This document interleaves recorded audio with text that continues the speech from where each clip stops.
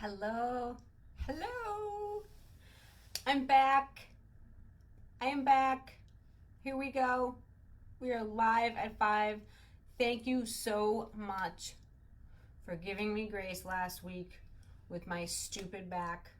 Yes, I very much appreciate that. My back is feeling better. It's been about a week and a half since I threw it out. I usually wait a couple of minutes before everyone kind of gets on the call. So we will wait a couple of minutes. We have one viewer on. When you come on, say hi. Say where you're from. I always like to see because we have people tuning in from all over the country, which is awesome. Up 4 people. Who's on? Who's on? Tell me who's on. Tell me who's on. I want to know. Tell me who you are, where you're from. I see people. I see the number scrolling up, but I can't see. Hey, Tina, how are you? Hope all is well with you. Thanks for jumping on and saying hi. I'm on. Gonna wait a few more minutes. What's that? We get a minute. My day was good. How was yours? Did you clean today? Hey, Carrie Ann, Canada.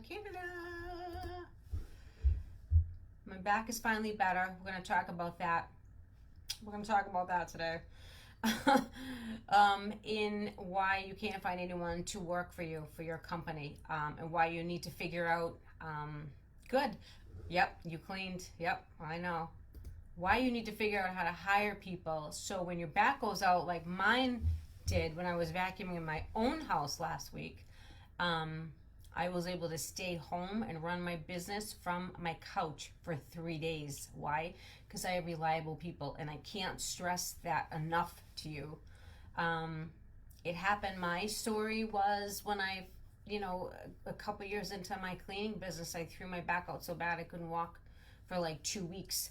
Got it healed, and then the same thing similar happened to me the Friday before last. I was vacuuming in my own house. Hi, Kelly.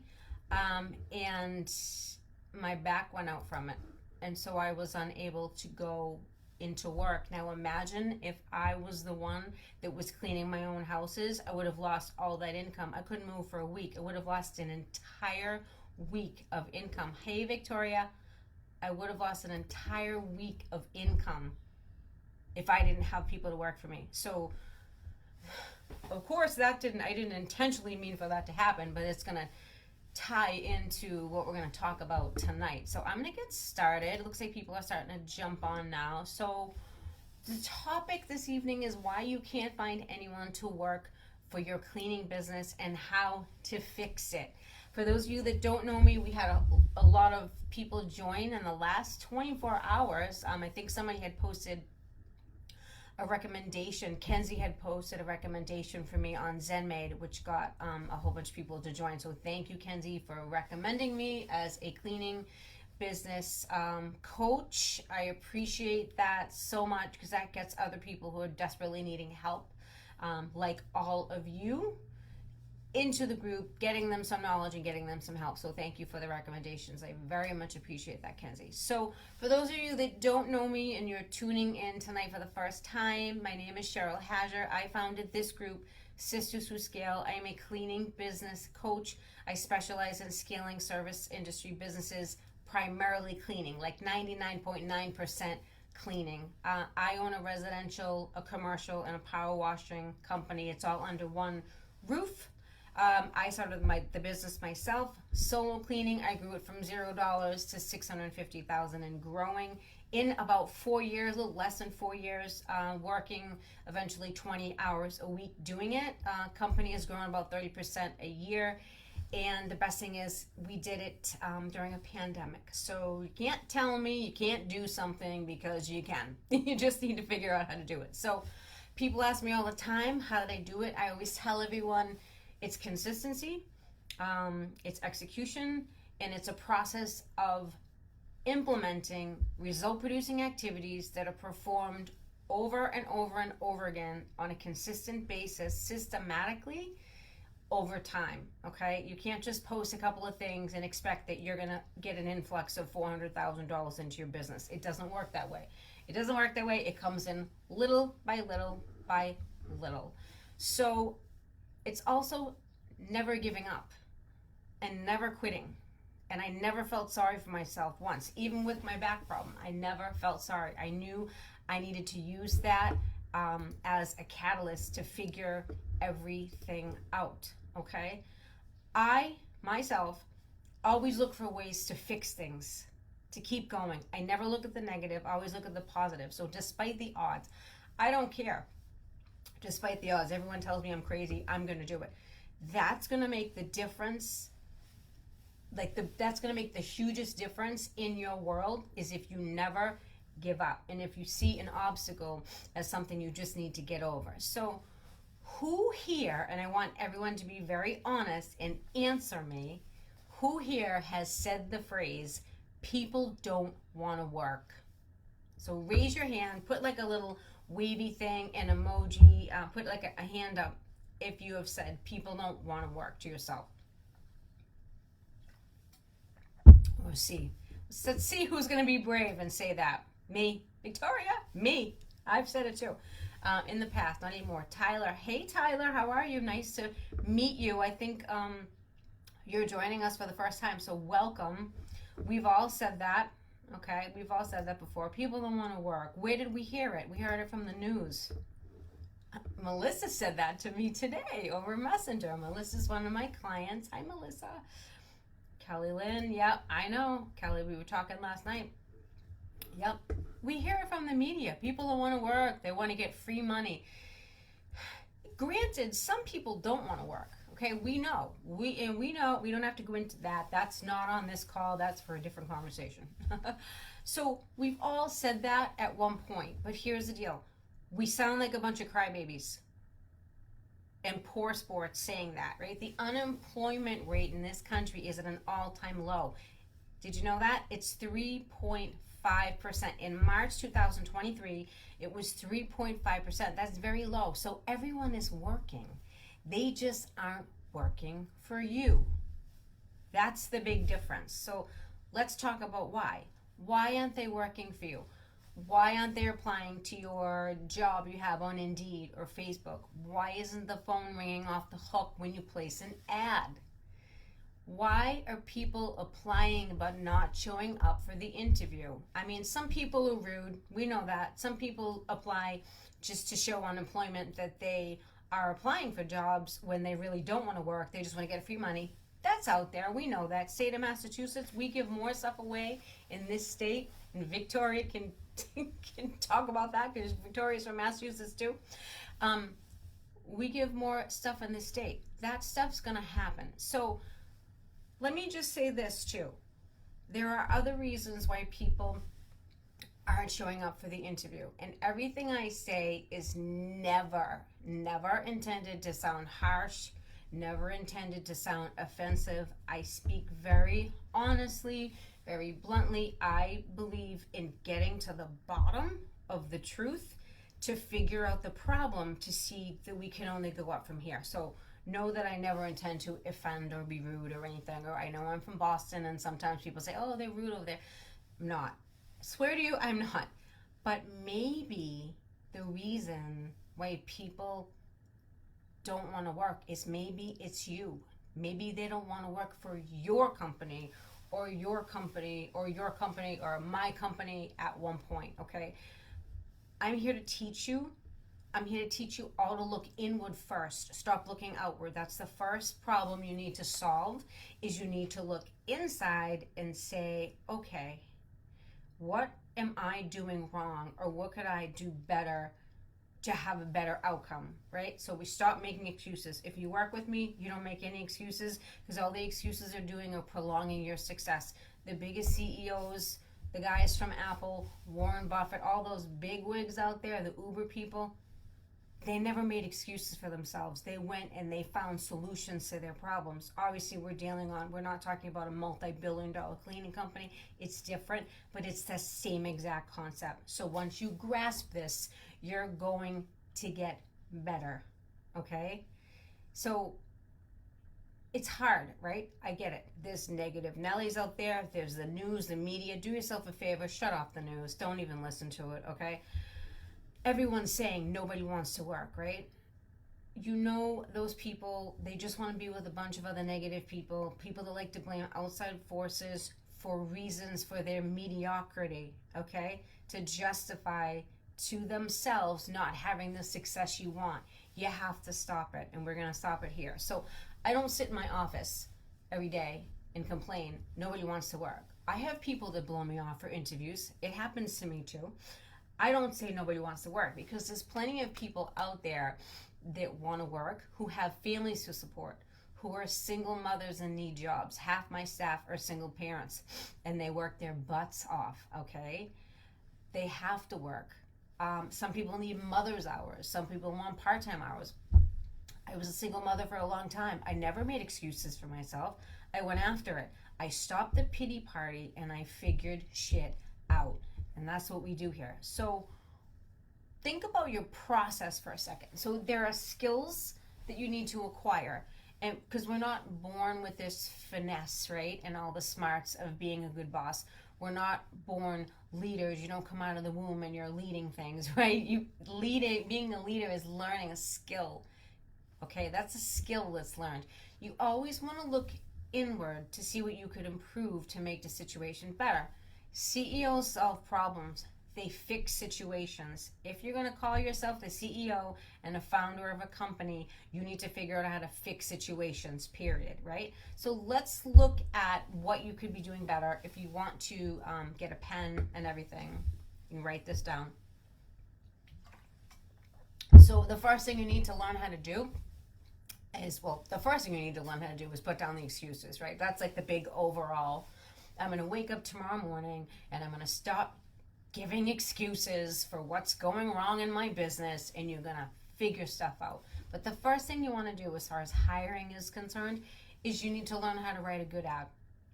That's the first point of contact that an applicant has with your company. It's your ad. It's the first thing they see, they read. So you want to take a look at what your ads look like. What are you saying in your ad? Is it boring? Does it not want the reader, does it not want to make the reader continue on to read it? Does it have shiny things in it, like how much the pay is, what the benefits are, even if you're offering smaller benefits like life insurance or, not health insurance? Do you answer the applicants with a cheery attitude? I put exclamations on the ends of my sentences when I'm reaching out to people, so that is signaling to them, hey, this person's cheery and she has a nice personality. They will answer me back the same way. So that's something you can do. Or does your ad just sound kind of boring in your communication with them? Because if you're frustrated and you're writing an ad out and you're pissed off, right, it's not going to come out good. So is that coming across as you're typing that, right, when you're writing that ad? Because all these things matter. When I am messaging them, like I said, I use explanations. I tell them I'm looking forward to meeting them. I treat them with respect until they stop treating me with respect, and then that's a different story. This is a test. I test them to see how they respond. If they don't respond in a similar fashion or completed sentences, it's a different story. This is a funny story. Somebody answered me last week on an ad, and all they put was the word hey, H-E-Y. I'm like, hey. I'm like, okay, I didn't answer. And then she writes, what's the pay? Now I put the pay in my ads. So she puts, what's the pay? And she spells it W-A-T-S, right? And I wrote back, and I answered her in the same way she answered me. I said, read the ad. If you're going to talk to me like that, I'm going to talk back to you like that, right? Read the ad. You didn't read the ad. So that's someone that wouldn't even give an interview because they didn't even read the ad. So if they're not reading the whole ad, that means they're not detailed. If they can't read that ad, how are they going to be able to shine chrome on a faucet? Or how are they going to be able to see like the breadcrumbs like underneath in the corner in the kitchen? They're not going to be able to. So get them out of here. That's not someone you hire. Especially, and if they can't spell, I'm like a spell Nazi. If they can't spell, forget it. That's not happening.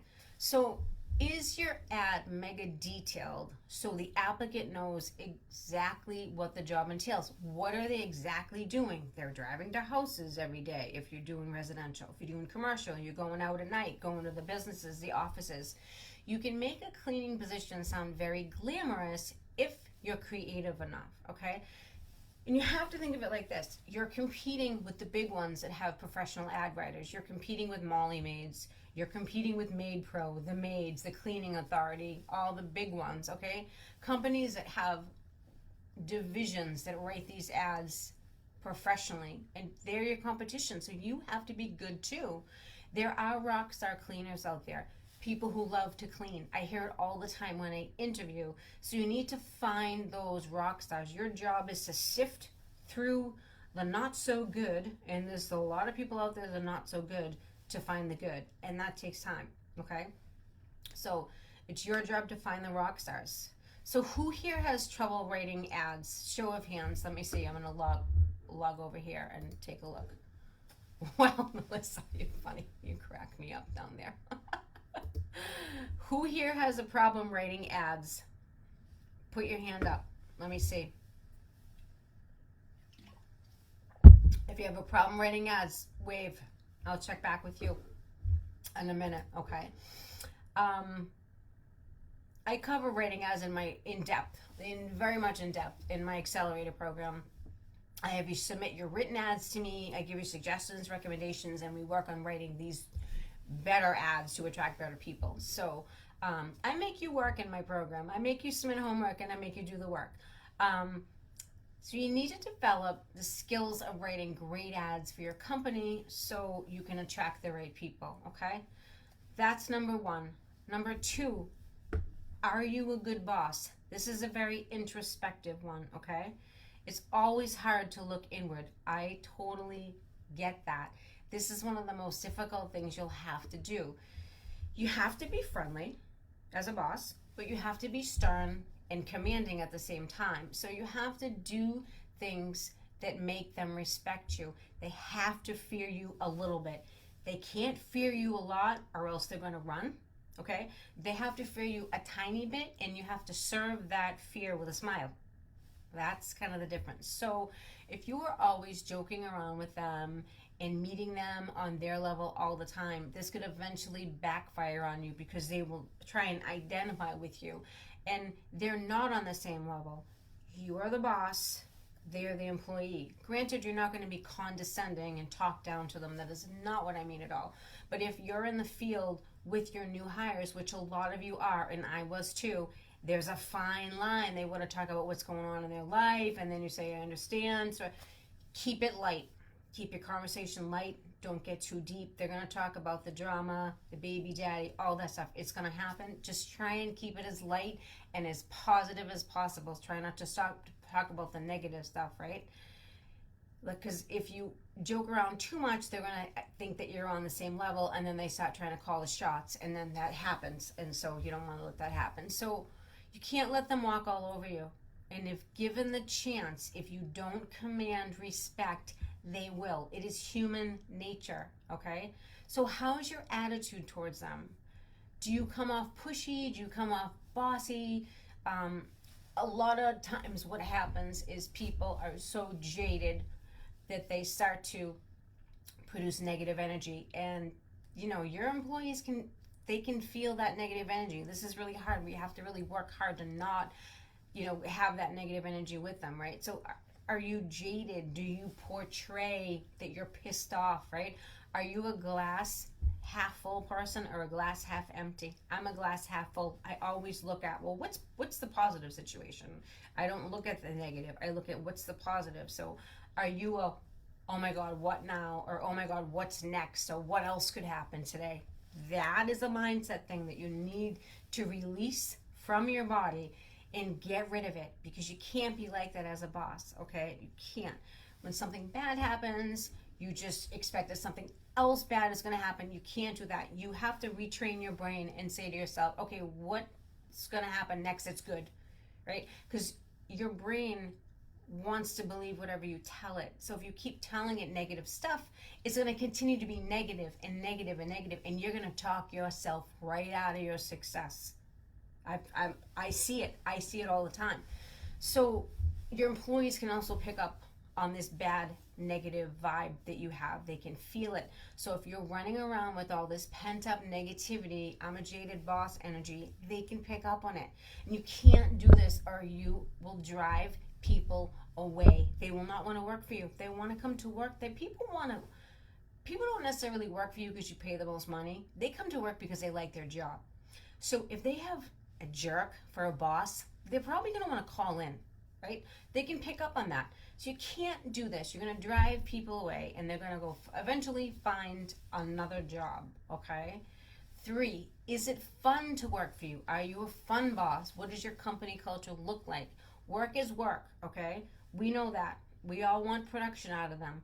But if you make it feel fun, in certain instances, you'll get more production out of them than you won't, right? It's hard to get them all to come in on a Monday, even when they're not feeling motivated. They've had a couple of drinks on Friday and Saturday, blah, blah, blah, blah, blah. They don't want to come in, right? Is your office inviting? Do they like their coworkers, right? Is there a coffee maker in there? I have coffee maker. I have snacks. I go out and get all these different flavored coffees and coffee mates and waters and stuff like that. We do pizza on Fridays. We do all that stuff, right? We have an office, so we can do that stuff.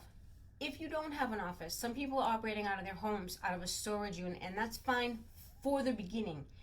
If you're going to scale, you need an office, okay? You can't do that.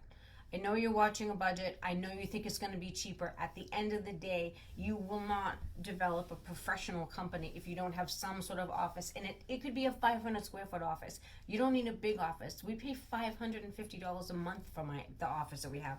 Why? Because people aren't in the office all day. So you don't need to go spend $1,500. You just need a small little footprint that you can have supplies. They can come, pick it up, and go out, okay?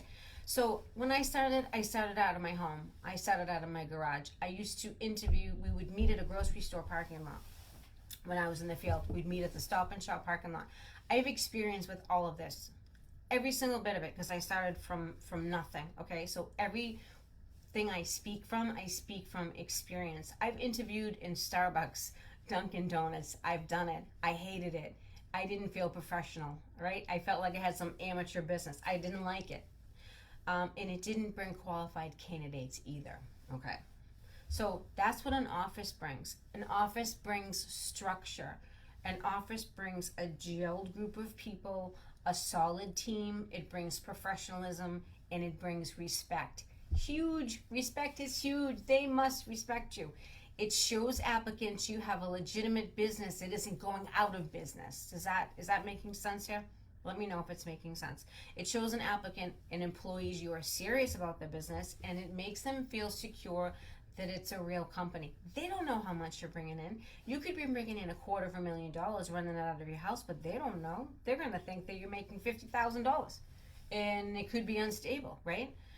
So when I was interviewing in Starbucks, you know how many times I waited for people? They said they were going to show up for interviews, and they ghosted me, and I'd be like, guess I'm getting another coffee again. Like, it used to aggravate me.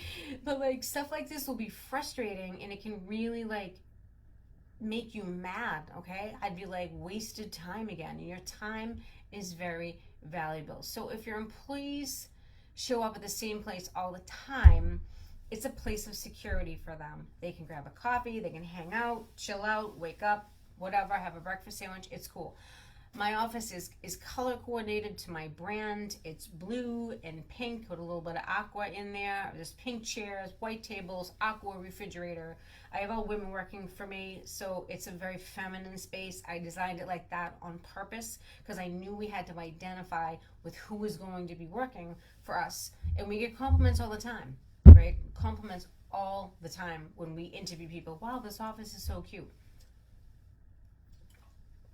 So being a good boss that people like to work for, that you have a level of respect, is what you're aiming for, because you will be able to retain your staff for longer periods of time if you are a good boss. Okay, does that make sense? I'm gonna check in and see if anyone made any comments. Hey, bye, Victoria. We're gonna fix you up, Victoria, don't you worry. Victoria is starting on Friday. So another one you want to think of is what are you paying, right? do you pay enough? Are you paying too much? Some people are paying too much, some people are paying not enough. So you have to check out in your geographical area what your competition is paying. It's going to be different in every state.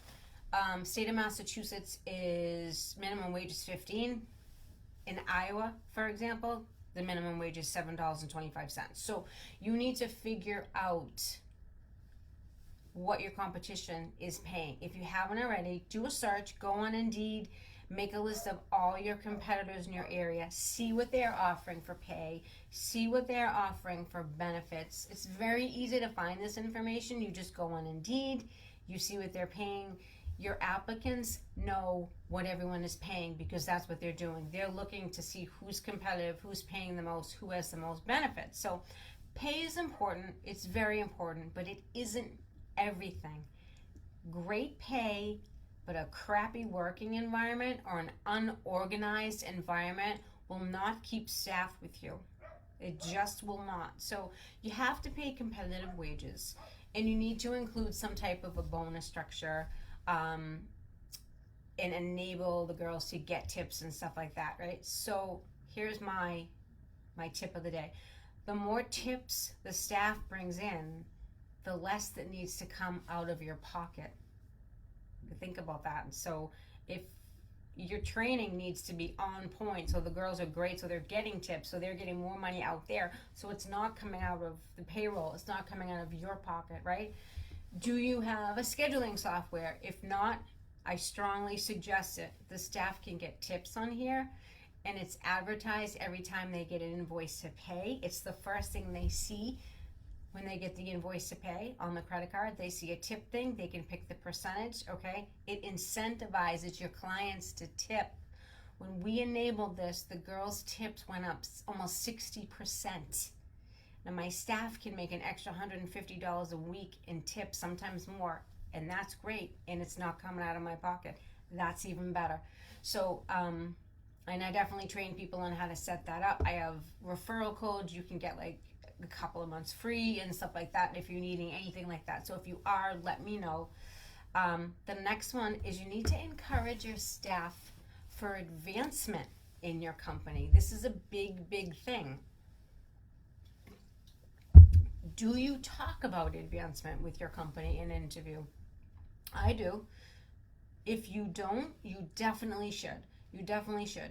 You're always looking for your next rock star. Who could be your next team leader, your next team trainer, your quality control manager? You're always looking for these people. So these levels of management is what is going to give you your time freedom. That's the key. I have all those levels in place. I was able to run my business from my couch last week. From my couch. My business ran, the income came in. I have the technology in place to talk to all my girls. I call them to get on the phone. They all knew about my back. They knew they needed to toe the line. They knew they needed to make sure that they went out, did their houses, did a great job and everything. And I was able to like work from home. Like, do you know how massive that is?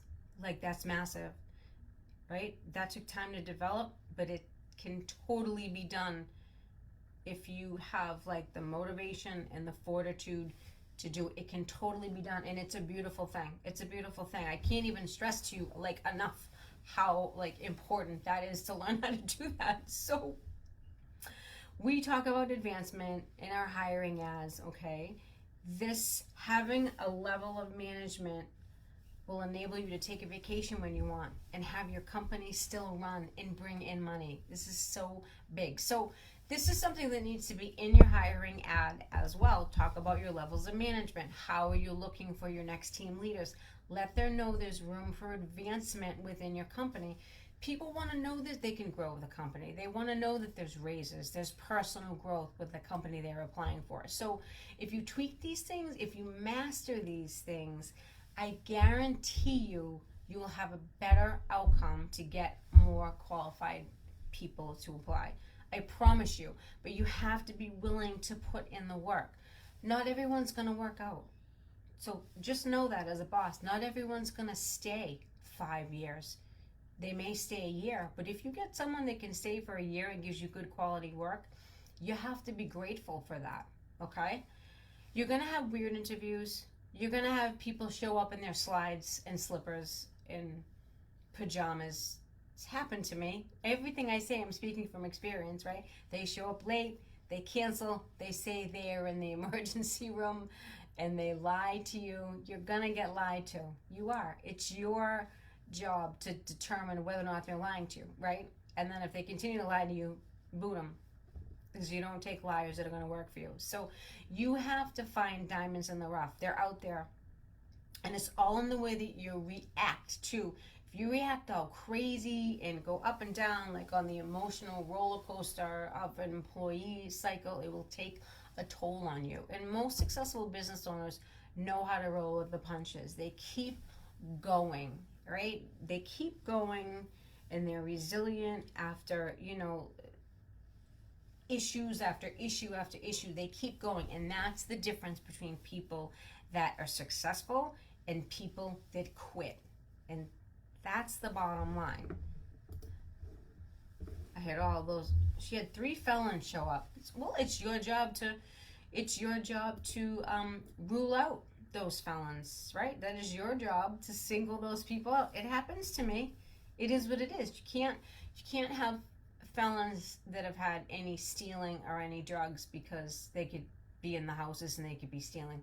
So that's just, can't compromise. You get someone that maybe got a DUI, maybe had stupid restraining order, that's kind of life stuff, like that's okay. Anything with theft or drugs, they don't even go to the second interview, okay?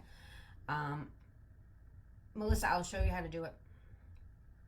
Melissa, I will show you how to do the tips. You can't do it on auto running cards. You're going to send them a link. But we'll talk to you more about that. So if you are struggling with hiring, we should have a chat. We can see what's going on for you in your business, see where the struggle is, where the disconnect is, and fix it. My clients are getting amazing results with learning how to hire, learning how to react, learning how to be calm, how to calm their energies, right? How to become better bosses. So my group accelerator program is finally ready. We are launching tomorrow evening. I have my first few people in the group program. I'm super excited. Aramis from Detroit, Michigan. Jenna Gravitt is coming as well. I'm super, super, super happy.